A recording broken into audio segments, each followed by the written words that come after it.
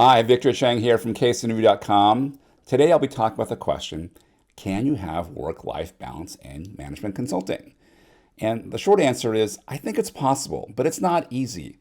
And I want to share a couple of key things you can do to tilt your work-life balance more in favor of having a life. Right?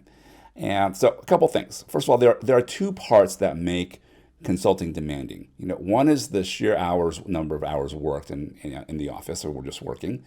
The other is the travel, right? And those two factors drive how much time you have for your own life.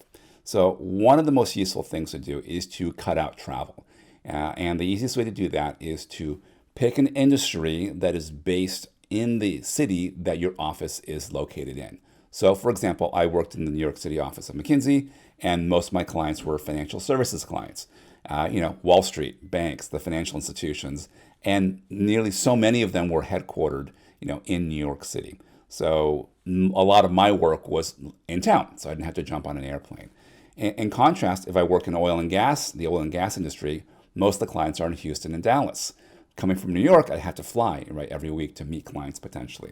So you want to try to pick an industry that you serve and get specialized in that's local to the particular office that you were in. So that's the one thing to minimize amount of travel. The second is to be mindful of the industry culture, right? Consulting firms typically meet with clients during the client's business hours. Now, every industry has a slight difference of opinion on what business hours are. So the one that was always the worst, for some of my colleagues was working for investment banking clients, because having a meeting at 10 o'clock, 11 o'clock, midnight was like not a big deal because they were all in the office anyway. And so it wasn't considered unusual. And so oftentimes when I served financial services clients like that, they're a 24-hour culture. So, I was sending them documents to review at 4 o'clock in the morning, and they got them and reviewed them because they were already up in some cases, or up shortly thereafter. So notice the culture of the industry that you're serving and try to skew towards those industries that are a bit more 9 to 5, right? If they work 9 to 5 and you kind of work 9 to 6, you're already working more than they are, and it sort of works much better. Then there's the culture of the client themselves. Some companies have a company culture of working all day, all night, every single day of the week, right? Guess what? If they're working 7 days a week, you are too, right? So being mindful of the culture of the clients that you serve, particularly on a long-term basis, it's a little harder on the short term, can also help with that as well. Other factors, first-time clients versus repeat clients. First-time clients are brutal. So at McKinsey, we used to have this term called an O1, right? So the billing code for McKinsey clients would be like the initials of the client, 123 company or ABC company or XYZ company, and then 001, meaning it's the first engagement for XYZ company. Okay? And so whenever we talk in the hallways and people would be saying, hey, what are you working on? I'm working on an O1, a 01 project. That meant we weren't seeing that person socially anytime soon because they were going to get crushed. Trying to over-deliver and really impress that first-time client on the first engagement in hopes that that would lead to more engagements. Okay? So the model there really is under-promise, massively over-deliver, really show them a lot of attention and get them hooked on working with the firm on a long-term basis. Right? Clients that have been around for decades might have, engagement number 196, right? That's 196 engagements, over 50 years. A lot of revenue changing hands. And in those cases, those are more relaxed, right? There's nothing to prove. The relationship is established. It's secure. You just got to do the work. Much easier lifestyle-wise. Finally, the other factor is the partner. The partner on the project makes a huge difference. There are two kinds of sort of partners. Those that are, senior people, maybe a better word.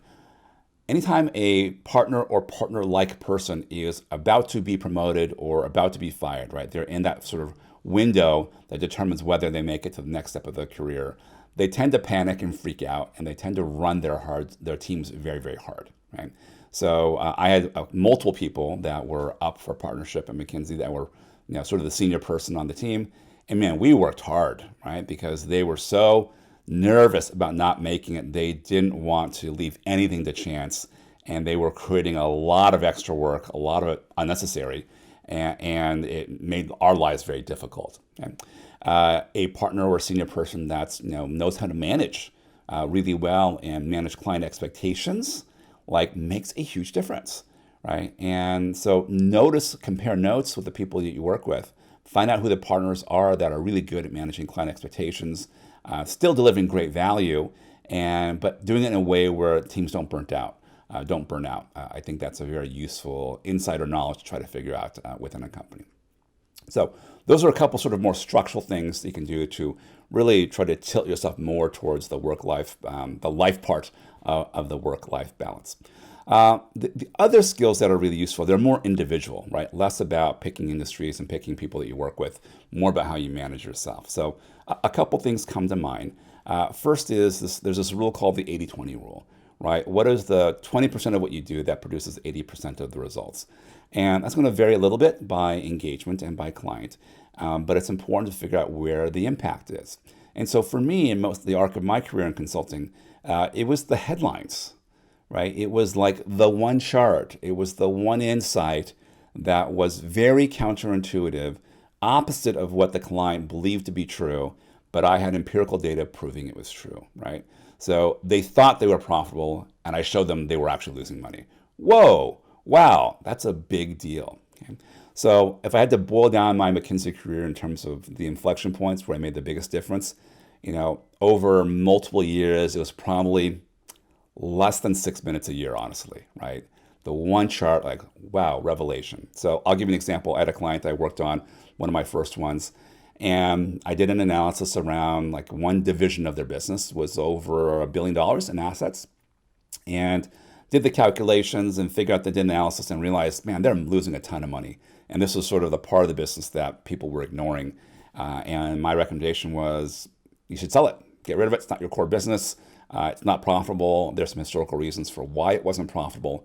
And that was like a 30-minute meeting. They made the decision to sell it, and 5 months later, they sold it for $980 million, right? And like that was like a big moment for me at my first year, at the firm. So things like that.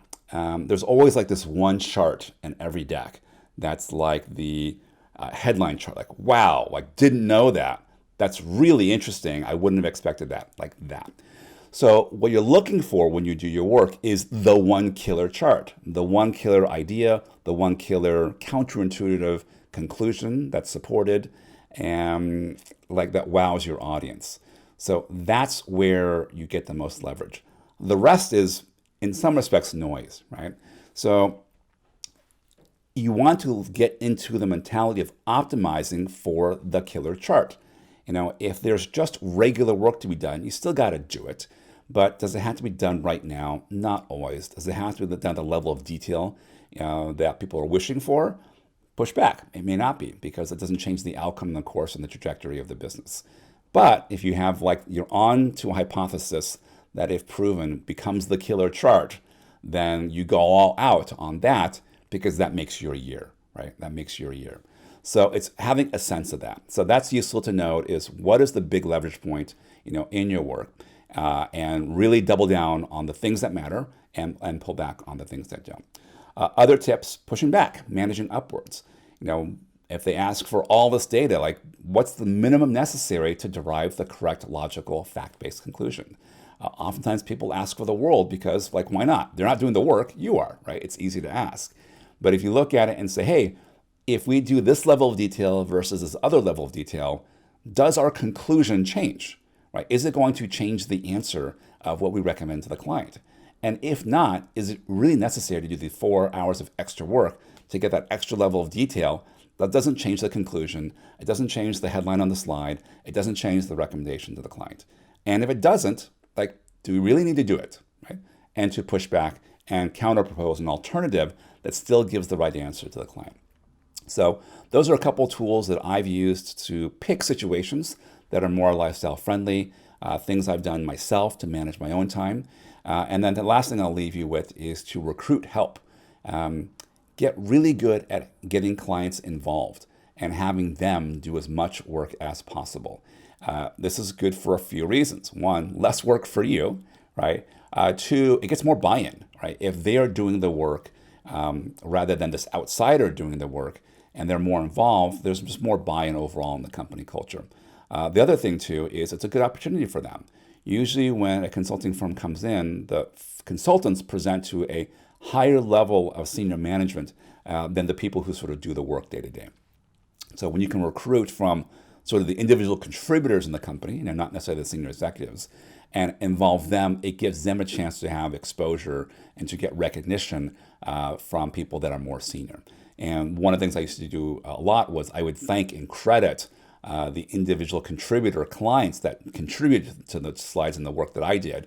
And I would say, hey, working with Stuart was amazing. Like, oh my goodness, I just cannot say enough good things. Really helpful, really a great contributor to the team, right? And that looks good for Stuart, as an example. So those are some things to leverage your resources, really be hyper-focused on the things that matter, really try to push back on the level of work that isn't necessary to kind of get to the right conclusion, and then pick your situations that tend to be more lifestyle friendly. If you can do that, you end up more on the lifestyle side of the scale. But even so, it's still a pretty demanding profession.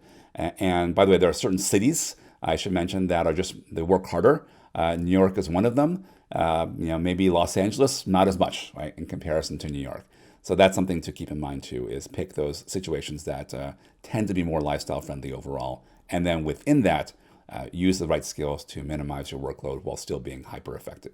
So anyways, hope that helps. For more information on management consulting and how to get a job in management consulting, be sure to subscribe to my YouTube channel. And you'll be notified of when new videos are released. In upcoming videos, I'll focus on getting management consulting job interviews, preparing for the interview, and getting the job offer. You can subscribe by clicking the button below. You also want to visit my website at caseinterview.com to get my free case interview preparation program. You'll get instant access to preparation videos, case interview frameworks, and the largest collection of management consulting interview training resources available anywhere. Finally, please leave a comment on my video. I'd love to know what you think, what you learned, and if you have any additional questions that I might not have covered in enough detail. I'll use these comments as input for future videos. Thanks and have a great day.